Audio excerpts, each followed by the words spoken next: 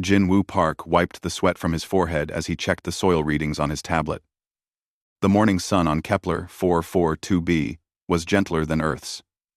But working in the fields still made him warm. He smiled as he looked at the healthy green shoots pushing through the dark soil. The local farmers would be happy with this crop yield. The nitrogen levels look perfect, he said to Veltar, the tall, blue-skinned alien who managed this farming district. Your people will have enough food for the whole winter season. Veltar's 4 eyes blinked slowly, which Jin had learned meant the alien was pleased. Your human methods are strange, but effective. We never thought to rotate crops this way. Jin laughed. It's not magic. Just patience and understanding what plants need. He had been on this world for 6 months, teaching sustainable farming to anyone who wanted to learn. Earth had sent agricultural teams to dozens of worlds, sharing their knowledge freely. It was what humans did best, help others, and solve problems together. The research station where Jin lived was small and peaceful. Only 12 humans worked there, along with 30 aliens from 6 different species. They grew experimental crops, tested new techniques, and shared their findings with farming communities across this sector of the galaxy. Jin loved this work. He felt useful here, important in a quiet way. Most alien species saw humans as helpful, but not special. Humans were good at cooperation and fixing problems, but they had no great military power like the warrior races. They had no advanced technology like the elder civilizations. They were just useful, reliable. The galaxy's helpful neighbors who fixed things and shared their food. Jin was checking the irrigation system when the ships appeared in the sky. They came fast and low. Black vessels with red markings that Jin did not recognize. The ships were angular and aggressive-looking. Nothing like the smooth curves of peaceful trading vessels. Alarm sirens began wailing from the research station. "Raiders!" Veltar shouted, his translator device crackling with fear. "Everyone run! Hide in the grain storage buildings!" Jin's heart pounded as he ran toward the station. He had heard about raiders, but never seen them. Pirates and slavers, who took what they wanted from peaceful worlds.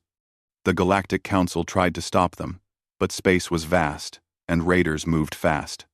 The black ships landed around the research station like predators surrounding prey. Armed figures in dark armor poured out, carrying weapons that glowed with dangerous energy. Jin could see they were Vorthok, a species known for their brutality and their empire built on slave labor. All beings will submit immediately. A mechanical voice announced in Galactic Standard Language. Resistance will result in immediate termination. Jin watched from behind a storage shed as the Vorthak soldiers herded people into groups. They separated the aliens from the humans, treating the humans with particular interest. Jin's stomach dropped as he realized what was happening. The Vorthok were not just raiding, they were taking slaves. "This one looks useful," said a Vorthok officer, pointing at Dr. Martinez, the station's lead botanist. "Humans are good with plants and machines. They adapt well to different environments. The Empire always needs more agricultural slaves," agreed another soldier. "Humans work hard and don't cause trouble like some species." Jin tried to stay hidden, but a thermal scanner found him. Strong hands dragged him from his hiding spot and threw him to the ground next to the other humans. The Vorthok officer looked down at him with cold, calculating eyes. "What is your function?" the officer demanded. "I'm an agricultural engineer," Jin said, trying to keep his voice steady. "I help improve crop yields and soil health." The Vorthak made a pleased sound. "Perfect. You will be valuable in our agricultural sectors. The Empire has many conquered worlds that need better food production." Jin felt sick. He thought about his sister back on Earth, about his parents who would worry when he did not call them next week. He thought about the small apartment he rented near the university where he had studied. Would he ever see any of it again? The Vorthak loaded their captives onto the transport ships. Along with Jin and 3 other humans, They had taken 15 aliens from various species. The aliens looked terrified, but they seemed resigned to their fate. This had probably happened to their people before. As the ship lifted off, Jin pressed his face to a small window and watched Kepler 442b grow smaller below. Veltar and the other farmers were probably safe in their hiding places. The raiders had what they wanted. There was no profit in unnecessary killing. Do not attempt escape, the Vorthak guard warned his prisoners. The Empire spans 42 star systems. There is nowhere to run. Accept your fate, and you will be treated according to your usefulness. One of the alien prisoners, an elderly being with green scales, spoke quietly to Jin. I am sorry, human. Your people are peaceful. They do not deserve this. Jin nodded but said nothing. He was thinking about something else. Something the Vorthok did not seem to understand. The raider commander, a massive Vorthok with scarred armor, was speaking to his communications officer. Send word to High Archon Zethkri. Tell him we have acquired valuable agricultural slaves, including 4 humans. The raid was successful. Will Earth respond to the taking of their people? The communications officer asked. The commander laughed, a harsh sound like breaking metal. Earth? They are merchants and farmers. They have no military power worth mentioning. They will file a complaint with the Galactic Council and offer to pay ransom. Nothing more. And if they refuse to pay? Then their people work in our fields until they die. It makes no difference to us. Humans are replaceable. Jin closed his eyes and tried not to think about how wrong the Vorthak were. Earth did not negotiate with those who took their people. Earth did not calculate acceptable losses. Earth had rules about protecting their own that the galaxy had never seen in action. But they were about to learn. The transport ship jumped to hyperspace, carrying Jin toward the heart of the Vorthok Empire. Behind them, automated communication systems were already sending news of the raid back to Earth through the quantum relay network. By the time the transport ship reached Vorthak space, every human in the galaxy would know that Jinwu Park had been taken. And then the Vorthak would discover what that really meant. The news reached Earth in 4 hours and 17 minutes. Admiral Elena Vasquez was reviewing supply reports in her office at Fleet Command when her communications officer burst through the door without knocking. Lieutenant Commander Park, no relation to Jin, but the shared name made what came next feel personal. Admiral, we have a priority alpha situation. The Vorthak Empire has taken humans. Elena's coffee cup stopped halfway to her lips. How many?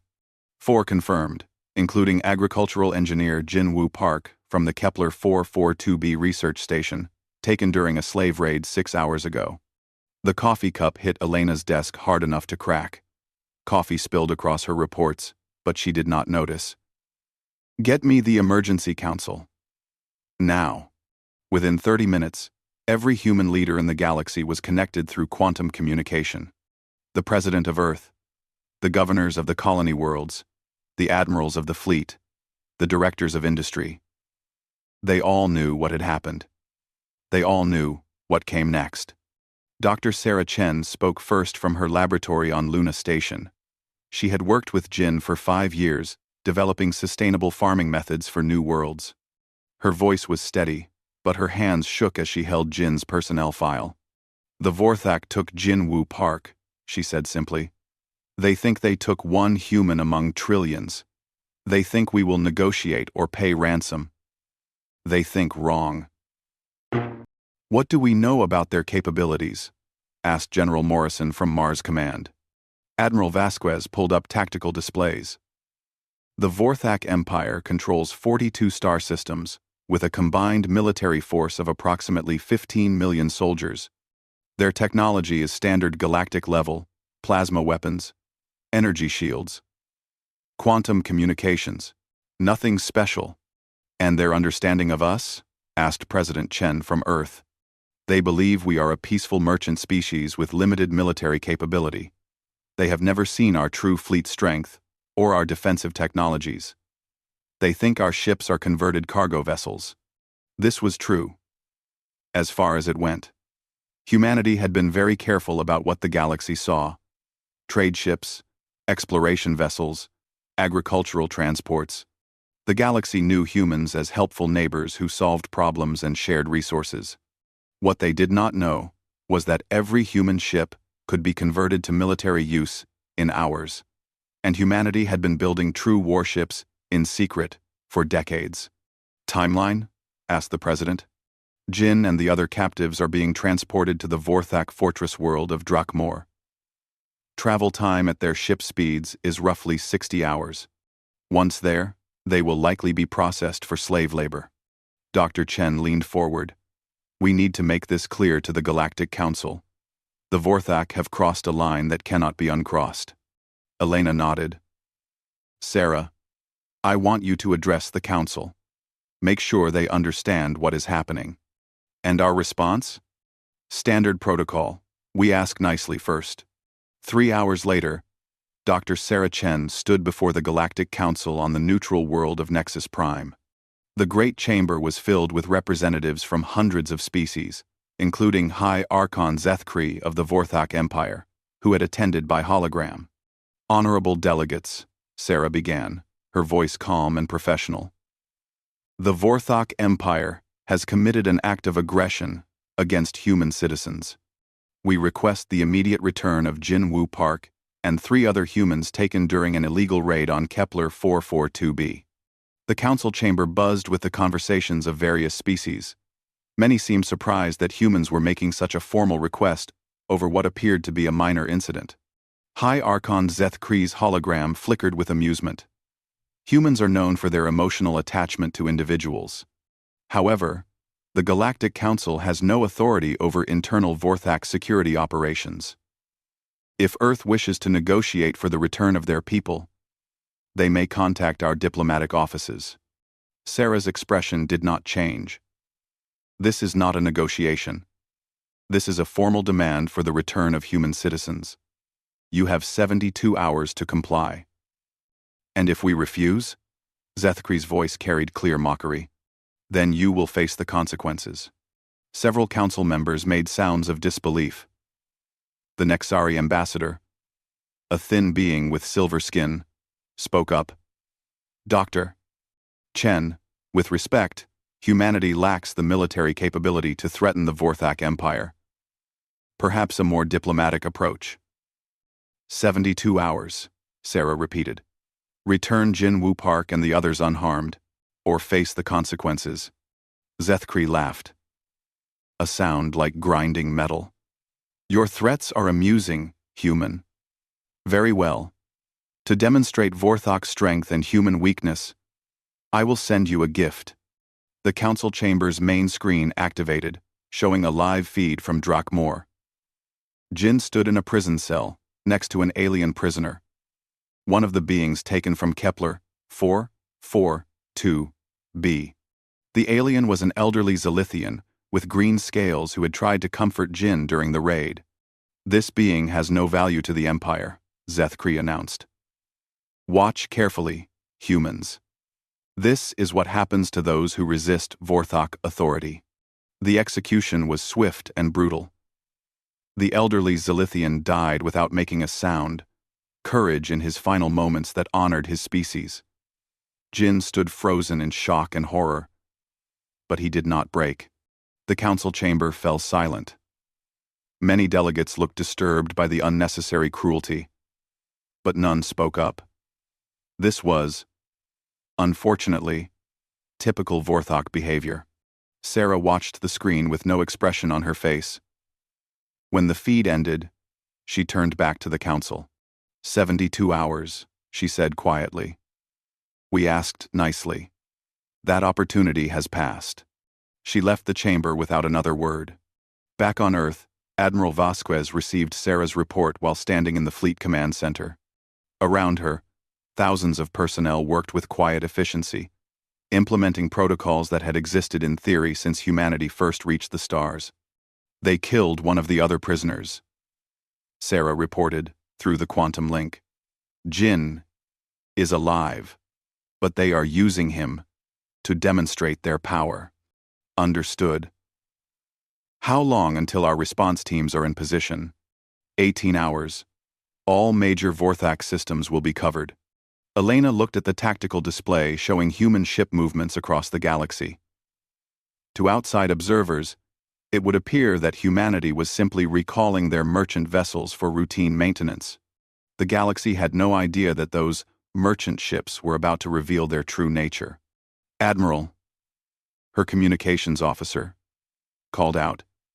The Vorthak are broadcasting Jin's captivity to show their dominance. They are calling us weak and emotional. Elena smiled, but there was no warmth in it. Across human space, the machinery of war began to move. Shipyards that had been disguised as manufacturing centers opened their hidden bays. Weapons that existed only in classified files were loaded onto ships that had never shown their true capabilities. Soldiers who had trained for scenarios the galaxy thought impossible took their positions. Humanity was not a warrior race. They were not conquerors or empire builders. But they had one rule that superseded all others. No human gets left behind. The Vorthak Empire was about to learn what that really meant. The countdown had begun. 72 hours to return Jinwu Park. After that, the galaxy would burn until he came home. 72 hours passed. Jinwu Park sat in his prison cell on Drakmor, the fortress world at the heart of the Vorthak Empire. 3 days had gone by since his capture, and he tried not to think about the elderly Zilithian who had died in the cell next to him. The old being's final words haunted Jin. Stay strong, human. Your people will remember you. But how could Earth possibly reach him here? Jin had learned from other prisoners that Drakmor was protected by massive orbital defense platforms and patrolled by the entire Vorthak home fleet. The planet held over 50 million Vorthak citizens and millions of slaves from dozens of species. It was the center of an empire that spanned 42 star systems. War leader Keth Vor visited Jin's cell every day to mock him. Your people have abandoned you, human. 3 days. And no rescue attempt. No ransom offers. Nothing. Jin said nothing. He had faith that Earth would come, though he could not imagine how. The High Archon grows bored with you, Kethvor continued. Tomorrow, you will be sold to the mining guilds. You will spend the rest of your short life digging in the deep tunnels of Vorlak Prime. Try to remember that your weakness brought you here. After Kethvor left, Jin closed his eyes and tried to stay strong. He thought about his sister and parents on Earth. He thought about Dr. Chen and their work developing new farming techniques. He thought about the green fields of Kepler 442b and Veltar's pleased expression when the crops grew well. He did not know that his faith was about to be answered in a way that would change the galaxy forever. Across the Empire, something strange was happening. Human trading ships had quietly withdrawn from every Vorthak port over the past 3 days. Human diplomats had stopped answering communications. Human merchants had simply vanished from Vorthak space without explanation.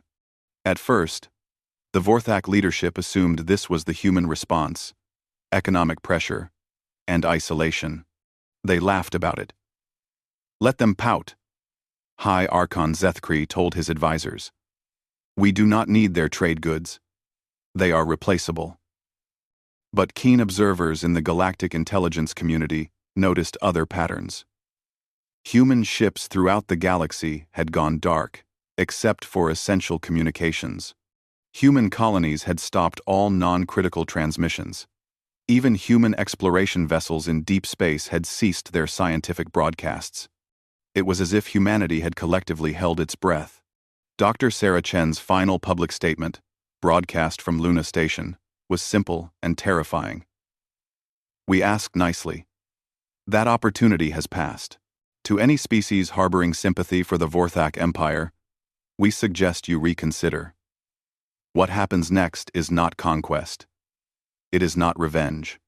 It is the natural consequence of taking a human being and refusing to give him back. Then Earth went silent.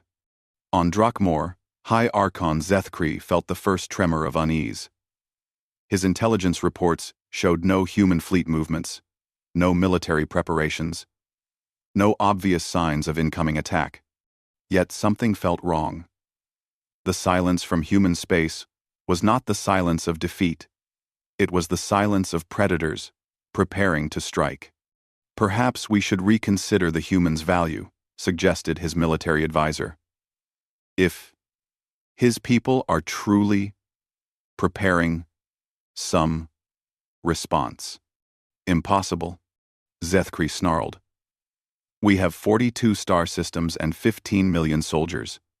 Earth has a handful of converted merchant ships and delusions of importance. They cannot threaten the Empire. Zethkri, but doubt gnawed at him. He ordered increased patrols around every Vorthak world and called for intelligence reports on human activities. The reports only deepened his confusion. Human ships were visible throughout the galaxy, but they were not moving toward Vorthak space. Instead, they seemed to be taking positions around every major trade route and strategic location. It looked less like an invasion fleet and more like a containment protocol. Captain Marcus Webb floated in zero gravity aboard the stealth ship, Time's Silent Arrow *, watching Drakmor through advanced surveillance equipment. Around him, his team made final preparations for what they all knew would be the most important mission of their lives. Target confirmed, reported his intelligence officer. Jinwoo Park is being held in the high-security prison complex, approximately 12 kilometers beneath the surface.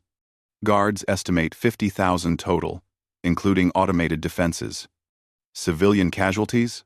Webb asked. Minimal if we stick to the plan. The prison complex is isolated from residential areas. Webb nodded. Every aspect of the mission had been designed to minimize harm to innocents, while achieving their single objective: bring Jin home. The broader campaign would be Admiral Vasquez's responsibility. Time to target zone arrival? 4 hours, 17 minutes. Webb activated his quantum communicator. Command. This is Retrieval Team 1. We are in position and ready to proceed on your signal. Admiral Vasquez's voice came back immediately. Acknowledged. Retrieval Team 1. You are authorized to proceed. Bring him home, Captain. Copy that, Admiral. Bringing him home. Across 37 different Vorthak star systems, similar conversations were taking place. Human ships that had been dismissed as converted cargo vessels began revealing their true nature. Stealth technology that made them invisible to Vorthak sensors activated. Weapons, systems that had never appeared in galactic databases powered up. The galaxy was about to learn that humanity's greatest deception had been hiding their true capabilities. Every human ship had always been designed with dual purposes. Every human colony had always included hidden manufacturing capabilities.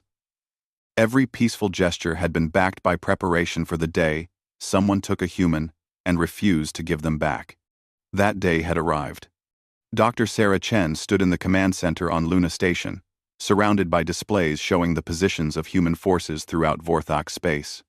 Each ship represented years of preparation, decades of planning for this exact scenario. All units report ready, her communications officer announced. Sarah took a deep breath.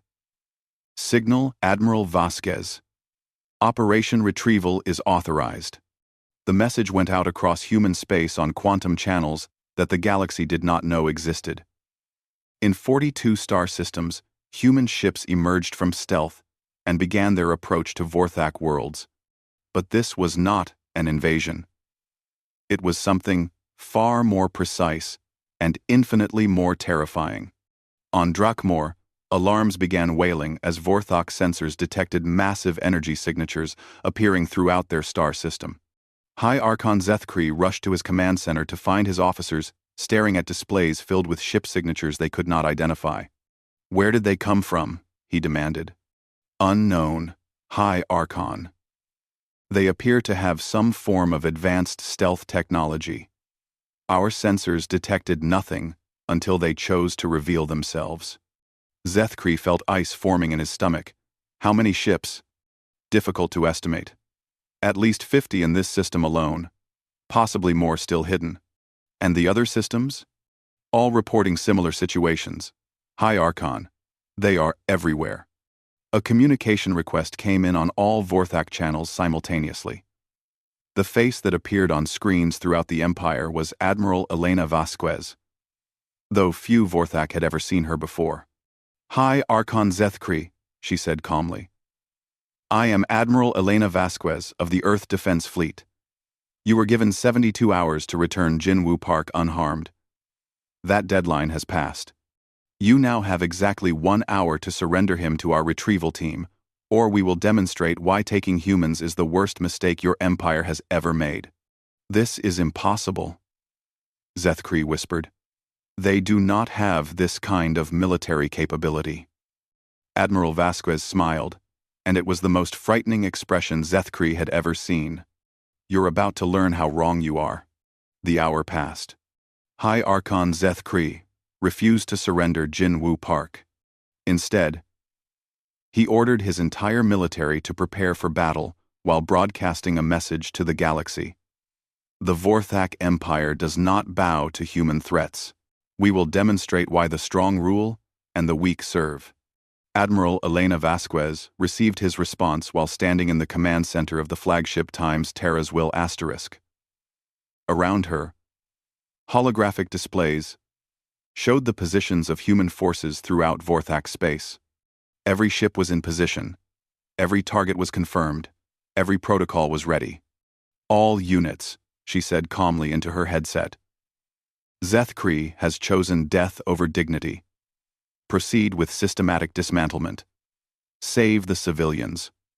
Burn everything else. What happened next shocked every observer in the galaxy. It began with the outer worlds of the Vorthak Empire. Human ships appeared simultaneously around 37 different planets. And what they brought was not conquest. It was annihilation so complete and precise that it redefined warfare itself. The first target was the military world of Kethmanar, home to 2 million Vorthak soldiers and their families. Captain Lisa Rodriguez commanded the human force assigned to this world. And her orders were specific. Eliminate all military capability while sparing non-combatants. Planetary Defense Command. This is Captain Rodriguez of the Earth Vessel Times Meridian Asterisk. You have 10 minutes to evacuate all civilian areas near military installations. After that, we cannot guarantee their safety. The Vorthak commander laughed over the communication channel. You threaten us with one ship against our entire planetary defense grid? Your human arrogance will be your death. One ship, Rodriguez repeated quietly. Sure. Let's go with that. She activated systems that the galaxy had never seen. The Times, Meridian Times, was not just a ship. It was a weapons platform, carrying technology 50 years ahead of anything in galactic databases. Gravitational manipulators that could create localized black holes. Particle beams that turned matter directly into energy. Defensive shields that existed in multiple dimensions simultaneously. The planetary defense grid of Kethmanar had 300 orbital platforms, each capable of destroying conventional warships. They fired everything they had at the single human vessel. None of it reached the target. Human shield technology worked by existing slightly out of phase with normal space. Energy weapons passed harmlessly through targets they could not properly lock onto. Physical projectiles found nothing solid to impact. The Vorthak weapons were devastating against conventional targets, but useless against technology they could not understand. Impossible, whispered the Vorthak commander. Captain Rodriguez sighed. Time's up. Beginning dismantlement. What followed took 12 minutes and left the galaxy speechless. The human ship did not simply destroy the orbital platforms, it converted them. Gravitational fields grabbed the massive structures and crushed them into perfect spheres of ultra-dense matter. These spheres were then accelerated to incredible speeds and fired at the planet's military installations. Each impact created a crater exactly the size and shape needed to eliminate its target. Weapon factories were reduced to perfectly circular holes in the ground. Military academies became geometrically precise excavations. Vehicle depots vanished, as if they had never existed. But the civilian areas remained untouched. Somehow, impossibly, the human weapons managed to eliminate every trace of military presence while leaving schools, hospitals, and homes completely intact. How? The Vorthok commander asked as his entire command center vanished around him, leaving only empty space where a mountain-sized fortress had stood moments before. "We've had a long time to practice being precise," Rodriguez replied. "Surrender now, and your people will be allowed to evacuate safely." The same scene played out across 37 worlds simultaneously. Human ships revealed technology that seemed to violate the known laws of physics. Weapons that converted matter into energy with perfect efficiency. Shields that existed in multiple dimensions. Sensors that could track individual life forms from orbit. Most terrifying of all was the precision. Human forces could have destroyed entire worlds in minutes. But instead, they carefully eliminated only military targets. They sent evacuation warnings before every strike. They provided safe passage for refugees. They even delivered medical supplies to areas where their attacks had caused collateral damage. They were not conquerors. They were surgeons, cutting away military capability while preserving everything else. Dr. Sarah Chen watched the battle reports from Luna Station, her face grim but determined. Each destroyed Vorthak military installation brought them closer to Jin's rescue, but she took no pleasure in the destruction. "Casualty reports?" she asked her communications officer. "Vorthak military losses are approaching 2 million. Civilian casualties remain under 1,000, mostly from accidents during evacuation. Our forces are maintaining strict rules of engagement." Sarah nodded. Every human death was unacceptable, but they had known this day would come. When someone took a human and refused to return them, this was always going to be the result. "Admiral Vasquez reports that 17 worlds have surrendered unconditionally," the officer continued. "Their military forces are standing down and requesting evacuation assistance. And the remaining 20? Still fighting, still dying." Sarah closed her eyes for a moment. "Signal all commanders. Accelerate the timeline. I want this over before Jin sees any more suffering." On the fortress world of Drakmor, High Archon Zethkri watched his empire burn in real time. Reports flooded in from across Vorthak space worlds that had stood for millennia were being systematically dismantled by technology that should not exist. "How many ships do they have?" he demanded. "Unknown," his intelligence officer replied. "Our estimates keep changing. Each human vessel appears capable of eliminating entire fleets. What about their home worlds? Have we identified targets for retaliation?" "High Archon." The officer's voice was filled with terrible understanding. "Earth is gone." "What do you mean, gone?" "The entire Sol system has vanished from our sensors. Not destroyed, vanished. As if it exists in some form of dimensional shield. We cannot penetrate. And the human colonies." Zethkri felt his world crumbling around him. "Tell me. They're all protected by the same technology. We cannot target anything the humans do not wish us to see." "High Archon, this was not a spur-of-the-moment military response. This was planned. They have been preparing for this for decades." In his cell deep beneath Drakmor's surface, Jin Woo Park heard explosions echoing through the fortress walls. The guards had fled hours ago, leaving the prisoners locked in their cells but otherwise forgotten. Through the vibrations in the walls, Jin could feel something massive approaching from above. "What is happening?" asked Minsu, one of the other captured humans. "Earth is coming," Jin said simply. "How can you be sure?" Jin smiled for the first time since his capture. "Because I'm human. That's all the reason they've ever needed." Nomen. Captain Marcus Webb's stealth team moved through the fortress complex like ghosts. Their insertion had been perfect, transported directly into the prison levels, using technology that made matter manipulation look simple. Now they moved through corridors where Vorthok guards cowered in terror. following tracking signals that led them directly to their target. "Contact," Webb whispered into his communicator. "We have eyes on the package." Through advanced surveillance equipment, he could see Jin sitting calmly in his cell.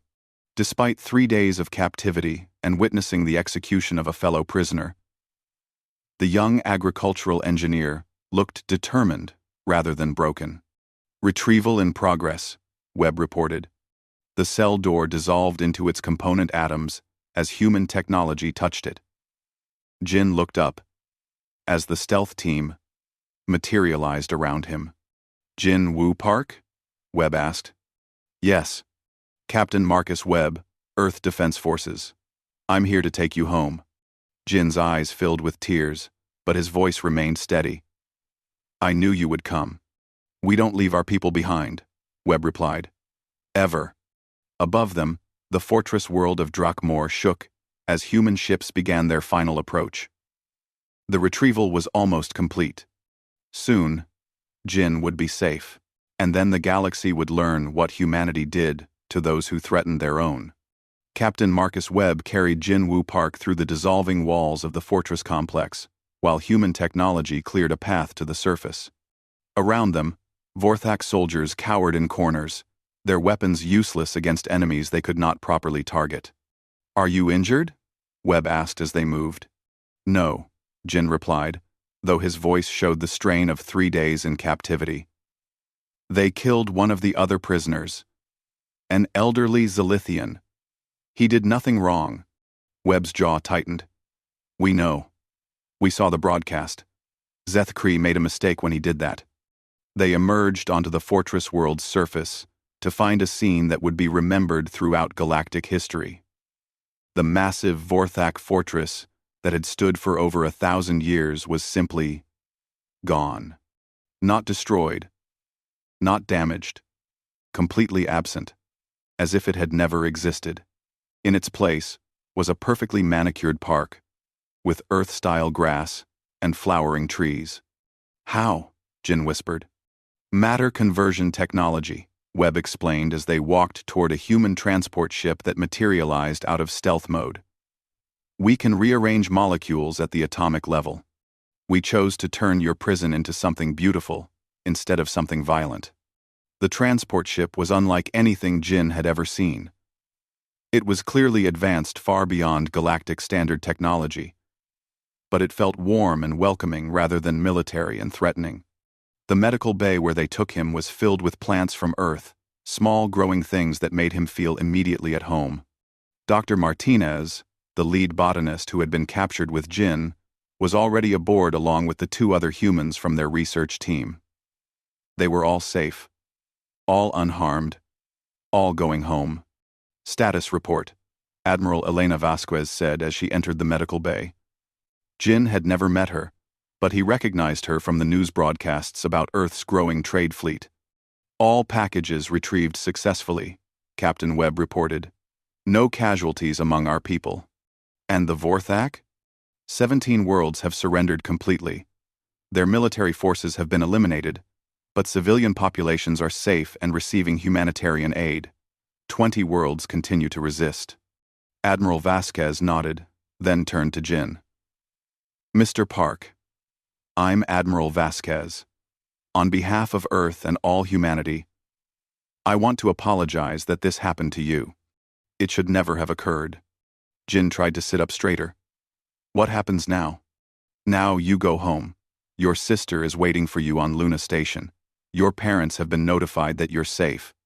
Doctor Chen has prepared your favorite meal from the cafeteria where you used to work together." "And the Vorthak Empire?" Admiral Vasquez's expression became cold. "The Vorthak Empire no longer exists as a military threat. High Archon Zethkree and his leadership are alive, but powerless. Their weapons are gone, their ships are scrap, their ability to harm innocents has been permanently removed." Through the transport's windows, Jin could see other human ships in orbit around Drakmor. What had once been the heart of a galactic empire was now effectively under human protection.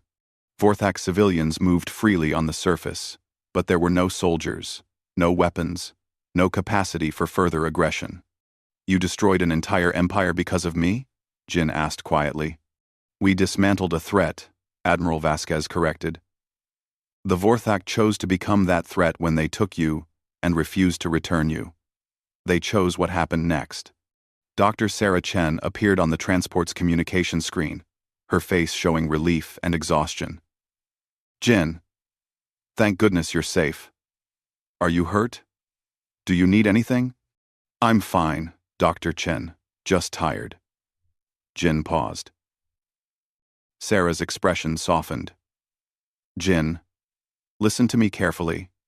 This was never about you personally. This was about what it means to be human. We don't abandon our own. We don't negotiate with kidnappers. We don't calculate acceptable losses when it comes to human lives.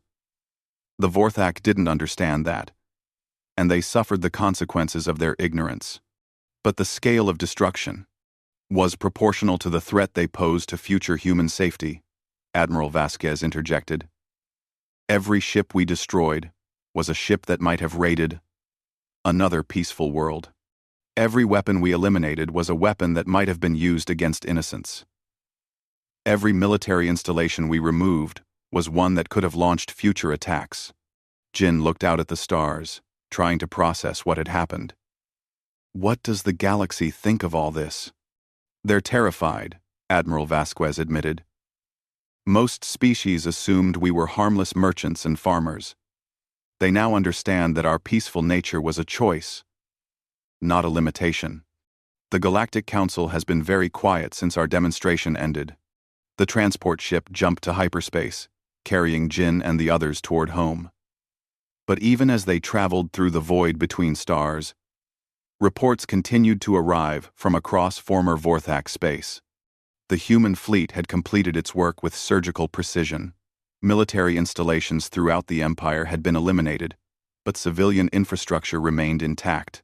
Hospitals continued operating. Schools remained open. Food distribution continued normally. The humans had removed the Vorthak capacity for war, while leaving their capacity for life completely unchanged. More importantly, human ships were already delivering aid to the former slave worlds. Medical supplies, food, temporary housing for displaced populations. The same technology that had so efficiently eliminated the Vorthak military was now being used to heal the damage that Empire had caused. We're receiving surrender requests from 18 different pirate organizations, reported Captain Webb. Apparently, word has spread about what happens when you take humans captive. Admiral Vasquez smiled grimly. Good. Maybe others will learn from the Vorthak mistake. Jin spent the remainder of the journey learning about humanity's true capabilities. The merchant fleet, the galaxy knew was real, but it represented only the visible portion of human space presence. Hidden shipyards had been building true warships for decades. Classified research programs had developed technology generations ahead of galactic standard. Every human colony included manufacturing capabilities that could be converted to military production within days. Most surprising was the scale of preparation. Contingency plans existed for threats humanity had never encountered. Response protocols covered scenarios that seemed impossible. The galaxy had seen humanity as unprepared and vulnerable. But the truth was exactly the opposite. Humans had been preparing for every possible threat since the day they first left Earth. Why keep it secret?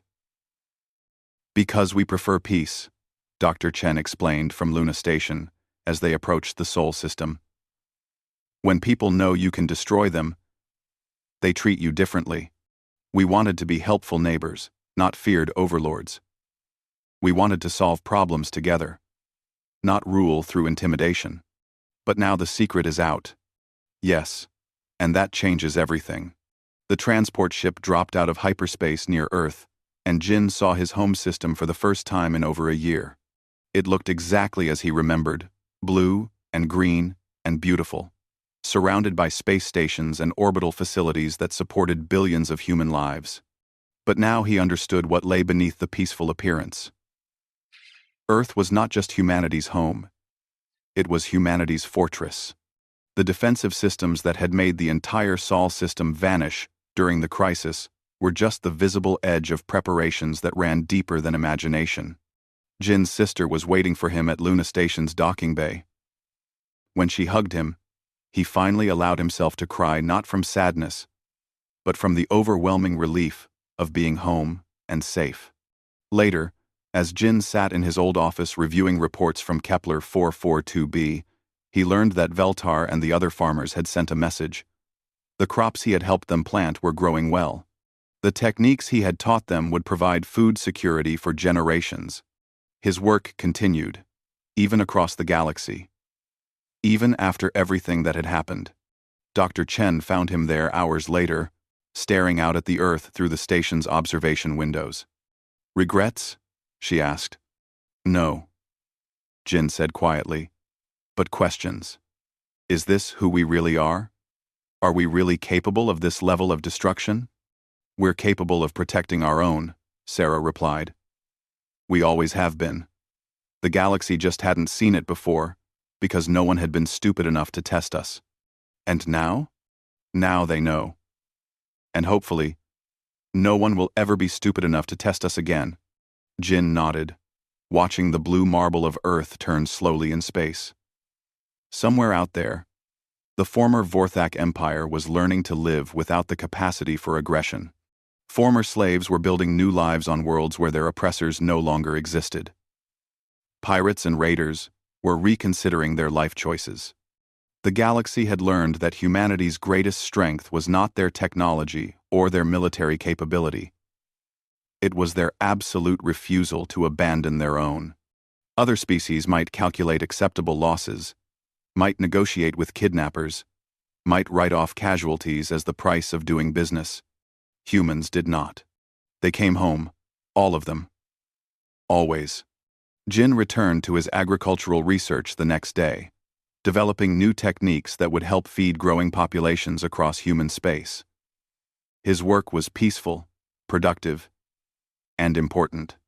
But now the galaxy understood what happened to those who threatened people like Jin Woo Park. They turned to ash, and humanity went back to growing things in the spaces where they used to be.